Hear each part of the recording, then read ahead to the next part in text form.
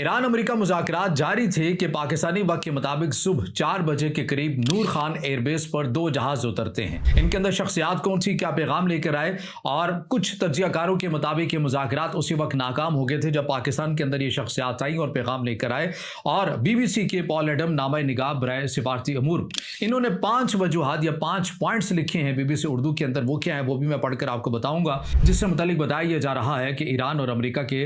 जो मुज़ाकरात हो रहे थे वो बेनतीजा रहे, और इससे भी बढ़कर अब कुछ जो सूरत हाल है बिलखसूस पाकिस्तान के लिए वो मुश्किल होती जा रही है। वो ऐसे कि अमेरिका के सदर डोनाल्ड ट्रंप की तरफ से जो हाल ही में एक्स पर बयान दिया गया, उसके बाद बाज़ माहिरीन का ये कहना है कि अब पाकिस्तान को चीन का या फिर अमेरिका का इंतखाब करना होगा, और दोनों सूरतों में पाकिस्तान के लिए बड़ी मुश्किल बन सकती है। ये सूरत हाल क्या है, इन 2 से 3 खबरों के आज के इस व्लॉग पर हमने बात करनी है। अस्सलाम वालेकुम, आज तारीख 13 अप्रैल 2026 और मैं हूं रजा अब्बास। आपसे दरख्वास्त की वीडियो को लाइक और चैनल को सब्सक्राइब जरूर कीजिएगा। तो सबसे पहले मैं बात करूंगा BBC उर्दू के अंदर जो पॉल एडम नामा निगाह बराए सिफारती अमूर ने अपनी तरजीह के मुताबिक वो किन 5 पॉइंट का जिक्र किया है जिसकी वजह से अमेरिका और ईरान के दरमियान डेडलॉक आया। उसके बाद मैं अपनी मालूमात की बुनियाद के ऊपर आपके साथ ये चीज शेयर करूंगा कि नूर खान एयरबेस में 2 जो जहाज आए थे उनके अंदर कौन सी शख्सियात थी और वो क्या पैगाम लेकर आए थे। तो सबसे पहले BBC उर्दू की ये खबर हम देख लेते हैं। पॉल एडम ये कहते हैं कि 5 ऐसे पॉइंट थे जिसकी वजह से अमेरिका और ईरान के दरमियान जो है वो मुज़ाकरा बेनतीजा रहे या उनके अंदर डेडलॉक आ गया। सबसे पहला वो वजह लिखते हैं जोहरी तनाज़ा। अमेरिकी नायब सदर JD वेंस ने इस्लामाबाद से रवानगी से कबल कहा कि 21 घंटे तक जो मुज़ाकरा बंद दरवाजों के पीछे हुए उनकी तमाम तफसीलात तो नहीं बताएंगे, ताहम सादा सी बात यह है कि हम उनसे यानी कि ईरान से यकीन दहानी चाहते हैं कि वो जोहरी हथियार नहीं बनाएंगे और वो जोहरी सलाहियत हासिल करने वाले दरकार आलात भी हासिल नहीं कर सकेंगे। दूसरी जो वजह बताई कि वो लेबनान था। ईरान के लेबनानी इत्तेहादी मुसल्लह गिरोह हिजबुल्लाह के खिलाफ जारी इजरायली कार्रवाइयां मुज़ाकरात शुरू होने से पहले उन्हें मुतासिर करने का सबब बन रही थी।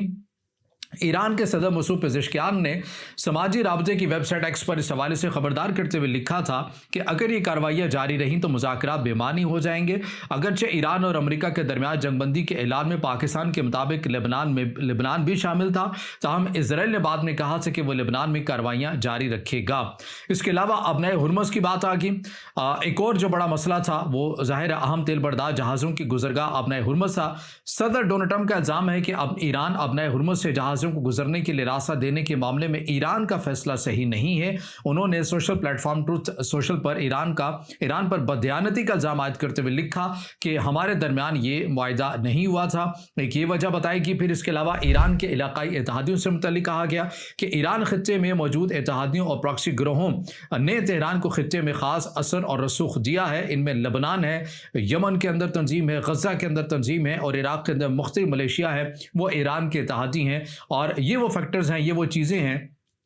कि अगर ईरान इनसे निकलता है तो फिर उसकी बर्बाद की जा सकती है। पॉल एडम अपनी आखिरी जो वजह लिखते हैं वो है पाबंदियों में नरमी, यानी ईरान का ये मुतालबा था कि मुज़ाकरात शुरू होने से पहले ही पाबंदियों के अंदर नरमी की जाए, ईरान के ऊपर से पाबंदियां हटाई जाए, लेकिन वो नहीं हटाएगी। अब ये पॉल एडम है जो नामा निगार है सिफारती अमूर के, ये कहते हैं कि ये 5 बुनियादी वजह बनी हैं जिसकी वजह से मुज़ाकरात कामयाब नहीं हो सके हैं। अच्छा, अब इसके अंदर जो हमारी मालूमात के मुताबिक इसमें तो कोई शक नहीं है कि अब तो बाज़ ऐसे ओपन इंटर सोर्स अकाउंट के अंदर आप ट्रेस कर सकते हैं कौन सा जहाज कहां पर आ रहा है, कौन सा जहाज कहां पर नहीं जा रहा। इस हवाले से जो खबरें गर्दिश कर रही थी जब ईरान और अमेरिका के मुज़ाकरात जारी हो सारी थे,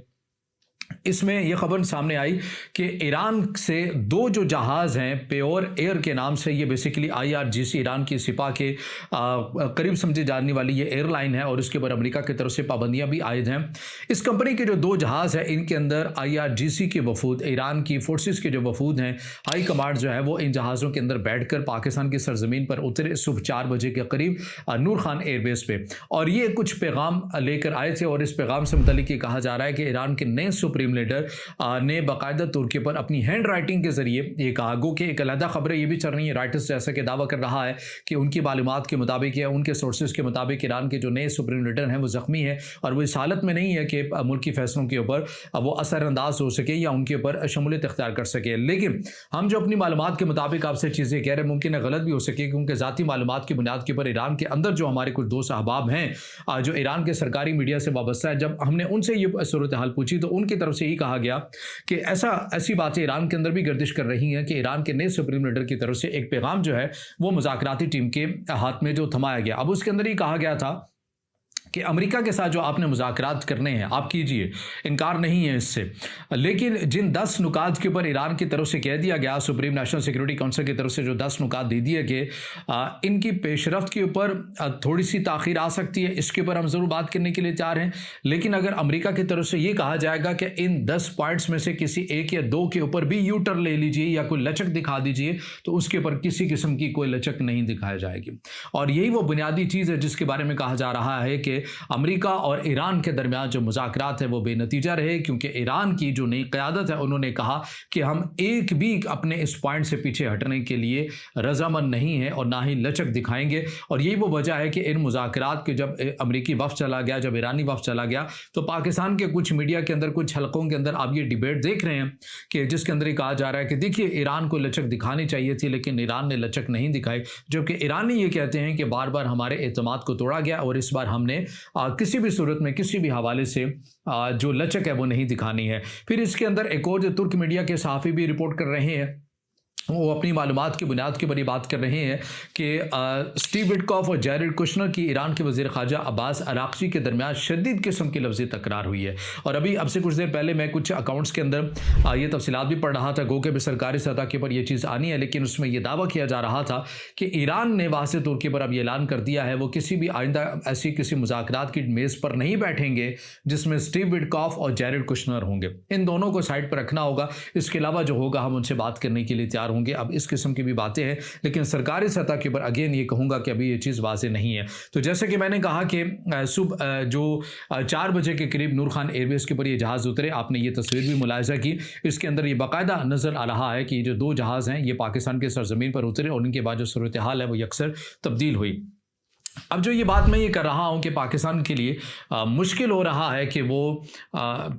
امریکہ کا انتخاب کرے یا پھر چائنا کا انتخاب کرے، یہ بات کیوں کی جا رہی ہے؟ اگر آپ نے امریکہ کے صدر ڈونلڈ ٹرمپ کا یہ جو بیان ہے یہ پڑھا ہو تو اس سے بہت سی صورتحال واضح ہو رہی ہے۔ انگریزی میں ہے، ظاہر ہے میں اس کا پہلے اردو ترجمہ کر کے آپ کے سامنے رکھتا ہوں، پھر اس کے اوپر اپنے تجزیے کی بنیاد کے اوپر ایک چیز آپ کے سامنے میں رکھ سکوں گا۔ امریکہ کے صدر ڈونلڈ ٹرمپ یہ کہتے ہیں کہ ملاقات اچھی رہی، زیادہ تر نکات پر اتفاق ہو گیا، لیکن واحد نکتہ جو واقعی اہمیت رکھتا تھا یعنی کہ ایٹمی، اس پر نہیں ہوا۔ فوری طور پر نافذ العمل امریکہ کی بحریہ جو دنیا کی بہترین بحریہ ہے، آبنائے ہرمز میں داخل ہونے یا وہاں سے نکلنے کی کوشش کرنے والے تمام بحری جہازوں کی ناکہ بندی کا عمل شروع کرے گی۔ کسی موقع پر ہم سب کو اندر جانے کی اجازت، سب کو باہر آنے کی اجازت کی بنیاد پر پہنچ جائیں گے، لیکن ایران نے محض یہ کہہ کر اسے ہونے نہیں دیا کہ وہاں کہیں کوئی بارودی سرنگ ہو سکتی ہے جس کے بارے میں ان کے سوا کوئی نہیں جانتا۔ یہ عالمی بھتہ خوری ہے اور ممالک کے قائدین بالخصوص امریکہ کے قائدین کو کبھی بھی بلیک میل نہیں کیا جائے گا۔ میں نے اپنی بحریہ کو یہ بھی ہدایت دی ہے کہ وہ بین الاقوامی پانیوں میں ایسے ہر جہاز کو تلاش کرے اور روکے جس نے ایران کو ٹول ٹیکس ادا کیا ہو۔ غیر قانونی ٹول ادا کرنے والے کسی بھی شخص کو کھلے سمندر میں محفوظ راستہ نہیں ملے گا۔ ہم ایرانیوں کی جانب سے ابنائے ہرمز میں بچھائی کی بارودی سرنگوں کو تباہ کرنا بھی شروع کریں گے۔ کوئی بھی ایرانی جو ہم پر یا پرامن جہازوں پر گولی چلائے گا اسے نیست و نابود کر دیا جائے گا۔ ایران کسی بھی دوسرے سے بہتر جانتا ہے کہ اس صورتحال کو کیسے ختم کیا جائے جس نے پہلے ہی ان کے ملک کو تباہ کر دیا ہے۔ ان کی بحریہ ختم ہو چکی ہے، ان کی فضائیہ ختم ہو چکی ہے، ان کا طیارہ شکن نظام اور ریڈار بیکار ہیں۔ خمینی اور ان کے زیادہ تر قائدین مارے جا چکے ہیں۔ یہ سب ان کی ایٹمی خواہش کی وجہ سے ہوا۔ ناکہ بندی جلد شروع ہو جائے گی، اس ناکہ بندی میں دیگر ممالک بھی شامل ہوں گے۔ ایران کو بھتہ خوری کے اس غیر قانونی فعل سے فائدہ اٹھانے کی اجازت نہیں دی جائے گی۔ وہ پیسہ چاہتے ہیں اور اس سے بھی اہم بات یہ کہ وہ ایٹمی صلاحیت چاہتے ہیں۔ مزید برآں مناسب وقت پر ہم مکمل طور پر لاکڈ اینڈ لوڈڈ ہیں اور ہماری فوج ایران کا بچا کچا کام بھی تمام کر دے گی، صدر ڈونلڈ ٹرمپ۔ یہ پوسٹ ہے جو امریکہ کے صدر ڈونلڈ ٹرمپ کی طرف سے اپنے میڈیا پلیٹ فارم پر بھی کی گئی اور اسے ایکس پر شیئر بھی کیا گیا۔ اب اس سے جو نتیجہ میں سمجھ سکا ہوں وہ میں آپ کے سامنے رکھ دیتا ہوں۔ اگر جیسا کہ امریکہ کے صدر ڈونلڈ ٹرمپ یہ کہہ رہے ہیں کہ سب سے اہم جو نقطہ تھا وہ تھا کہ ایران ایٹمی پاور نہیں بنے گا اور اس کے لیے نہ ہی وہ کوئی ایکٹیویٹی کرے گا، ایران نے اس کے اوپر ہمیں رضامندی نہیں دکھائی ہے۔ اور اگر یہ معاملہ یورینیم ہی کا ہے تو پھر تو یورینیم کے حوالے سے اقدامات ہونے چاہیے تھے، لیکن پھر یہ آبنائے ہرمز کے حوالے سے اقدامات کیوں ہو رہے ہیں؟ تو ایسا لگ رہا ہے کہ معاملہ اس وجہ سے تھا جیسے کہ ایران کی قیادت کی طرف سے پہلے بھی کہا گیا کہ جنگ سے پہلے والا جو سٹیٹس تھا اپنا ہرمز کا وہ جنگ کے بعد اب نہیں رہے گا، اور اسی کے اوپر بتایا جا رہا ہے کہ امریکہ کی طرف سے ایران کے اوپر یہ مذاکرات کے دوران بھی زور ڈالا گیا کہ آپ نئے ہرمز سے آپ پیچھے ہٹ جائیں، اسے پہلے کی طرح آزادانہ طور کے اوپر چھوڑ دیں، لیکن ایرانیوں نے انکار کر دیا، ایران کے نئے قائدہ کی طرف سے بھی انکار کر دیا گیا۔ اب امریکہ چونکہ جس کی تجارت نہ ہونے کے برابر ہے اب نئے ہرمز سے، وہ اتنا اگریسو کیوں ہو رہا ہے اب نئے ہرمز کو لے کر، اور یہ نقطہ ہم بارہا آپ کے سامنے رکھ چکے ہیں کہ اس کے اندر پیٹرو ڈالر والا معاملہ ہے کہ یعنی اگر وہ جہاز تیل بردار جہاز یا گیس کے یا کھاد کے جو بھی یہاں سے تجارتی جہاز گزریں گے، اگر وہ ایران کو چین کی کرنسی یوان میں ادائیگی کریں گے تو اس سے ظاہر ہے ڈالر کی اجارہ کے اندر ایک اچھا خاصا مشکل پیدا صورتحال ہو سکتی ہے، اور یہ امریکہ ہرگز نہیں ہونے دینے چاہتا۔ اور اسی وجہ سے اب امریکہ کی طرف سے کہا گیا ہے کہ ہم بلاکڈ کی طرف جائیں گے، نیول بلاکڈ کیا جائے گا، اور جیسے کہ ہم نے وینزویلا کے اندر دیکھا، لیکن یہاں پر آپ سبھی جانتے ہیں اور بعض ماہرین اس کے اوپر لکھ بھی رہے ہیں، کہہ بھی رہے ہیں کہ یہ بہت مشکل ہوگا کہ جیسا کہ امریکہ کے صدر ڈونلڈ ٹرمپ نے کہا ہے، کیونکہ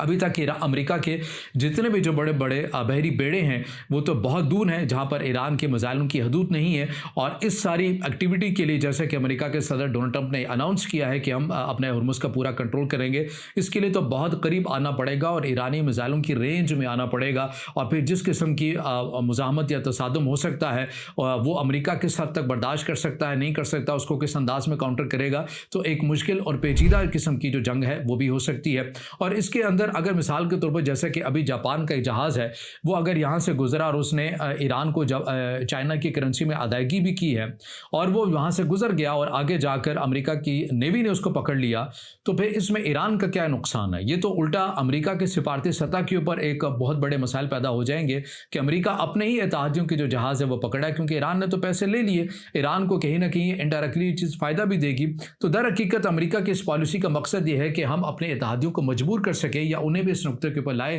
کہ آپ اپنی نیوی کو بھیجیں، آپ ایران کے ساتھ تجارت مت کریں، انہیں پیسے نہ دیں، بلکہ آپ اپنی نیوی بھیجیں اور ہم مل کر طاقت کے بلبوتے پر اپنے ہرمز کو آزادانہ طور کے اوپر جیسا کہ وہ جنگ کے سٹیٹس سے پہلے تھی ویسا ہم رکھ سکیں۔ لیکن کیا اتحادی اس کھیل کے اندر آئیں گے یا نہیں آئیں گے؟ بہرحال یہ اپنی جگہ کے اوپر ایک سوالیہ نشان ہے، اور اگر ایسا ہو جاتا ہے یعنی کہ امریکہ واقعاً اپنے ہرمز کی بلاکڈ کی طرف جائے گا، جیسے کہ اس نے کہا ہے کہ جو ٹول ٹیکس ادا کرے گا ہم ان جہازوں کو روکیں گے،